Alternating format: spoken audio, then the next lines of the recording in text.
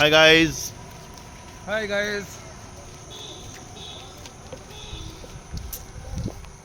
আমরা বৃষ্টিকে উপেক্ষা করে যাচ্ছি। উপেক্ষা করেও আমরা হাঁটতে এসেছি। এত ভালোবাসি আমরা সকালের জগিংটাকে। আর কি করেছি? এক্সারসাইজ করেছি, হ্যাঁ, এক্সারসাইজ করেছি, ঘাম ঝরিয়েছি।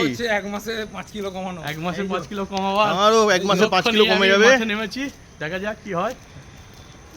5 কিলো কমাতেই হবে নাকি? একদম। আর 2 কিলো খাসির মতো খেতেই হবে। তোমরা পুলিশ হবা। সবার